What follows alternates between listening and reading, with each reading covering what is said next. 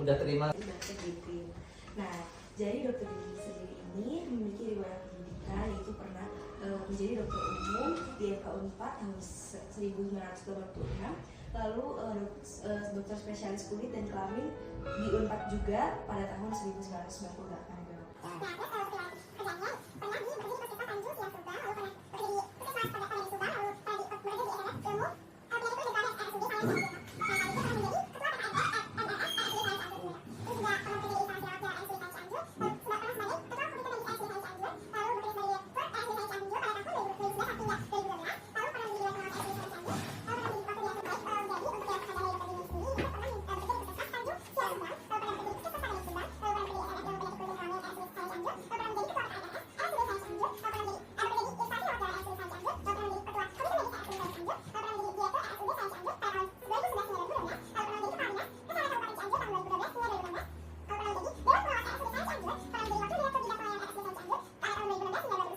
Ini sudah terlihat dari CV-nya bahwa dokter ini merupakan dokter yang aktif ya dokter. Ya begitu lah. Ya, izin bertanya untuk terkait pertanyaan-pertanyaan yang udah kami siapkan nih dok. Mudah-mudahan bisa jawab ya. Oke, pasti bisa jawab sih dok. Oke, yang pertama nih dok. Apa alasan dokter ingin menjadi spesialis kulit dan kelamin, dan apa motivasi atau inspirasi dari dokter sehingga dokter sekarang bisa menjadi ketua Prodosky Bandung? Oke, terima kasih ya anak-anak sekalian. Jadi pertama-tama saya ucapkan selamat datang di Sekretariat Prodosky Cabang Bandung. Alhamdulillahirrahmanirrahim.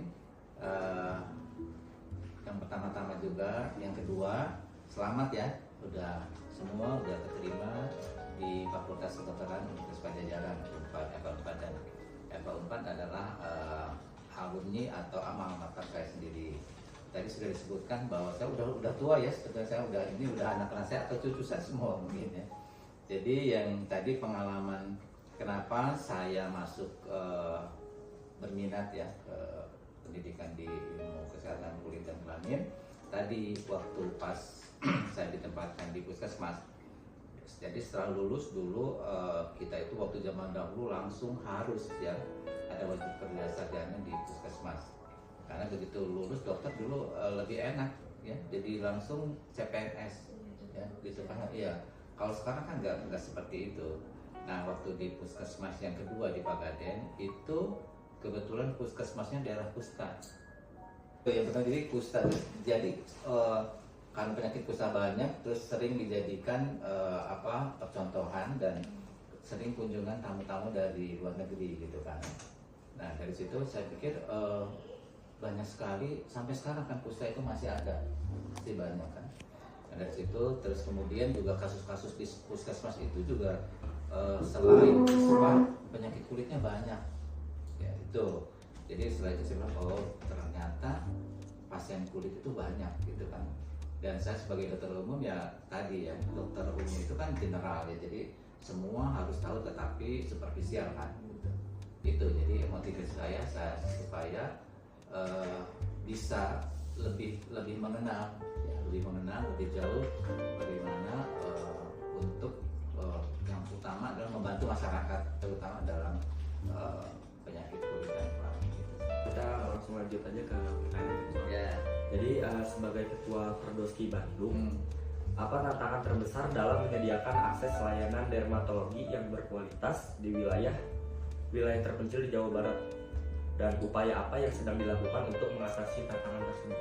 Oke, jadi kembali lagi ya, jadi asal mulanya dulu istilahnya sekarang kan gelarnya SPDPE ya, pakai estetik.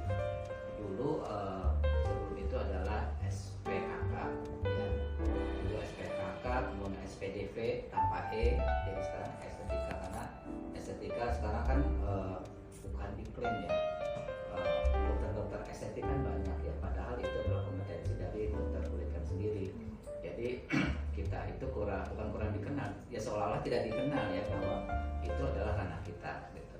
Kemudian untuk masalah di daerah terpencil, jadi saya juga dari selain pengalaman di waktu di puskesmas dan waktu saya jadi kepala dinas kesehatan, tentu saya berkeliling ke daerah-daerah di wilayah itu itu. Jadi yang penyakit yang utama di Indonesia kalau di pelosok itu kan masih penyakit infeksi ya, bukan ke arah estetiknya, tapi infeksinya banyak, baik infeksi di wilayah di bidang kulit kelamin dan infeksi-infeksi yang lain.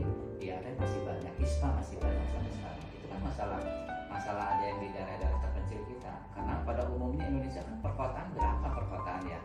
Mungkin yang ada anak-anak sekalian tahu tuh bahwa kebanyakan ya masih wilayah pedesaan dan masih banyak diperlukan dokter-dokter. Untuk wilayah Jawa Barat ya untuk Subang sangat kurang sekali ya dokter umum. Kan tadi dokter bilang ya kalau sekarang tuh udah banyak yang pengen jadi dokter kulit. Nah kan dermatologis tuh udah makin banyak ya di Bandung ya. Terus habis itu ada nggak sih dok peran dari Perdoski buat ngedukung si dokter-dokter muda ini dalam mengembangkan karir dan memastikan mereka tuh memperoleh pendidikan yang berkelanjutan di bidang ini, di bidang dermatologis ini. Kalau di penyakit kulit itu orang misalnya yang menantang itu karena semua orang kalau misalnya kita di dokter umum atau masyarakat awam kan paling utama adalah merasa jijik gitu kan. Kamu kalau pernah lihat tuh penyakit kulit itu kan, terus takut tertular gitu kan. Tapi walaupun seperti itu, kalau kita yang biasa lihat bukan tidak takut ya, bahwa itu memang sudah biasa gitu kan. Kambuh lagi sembuh, kambuh lagi. Ya senangnya kalau sembuh pasiennya merasa senang gitu.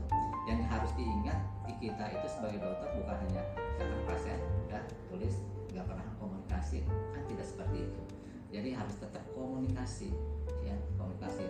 Jangan kalau dulu memang iya, mudah-mudahan sekarang sih tidak ya. Jadi dokter seperti dewa udah selesai.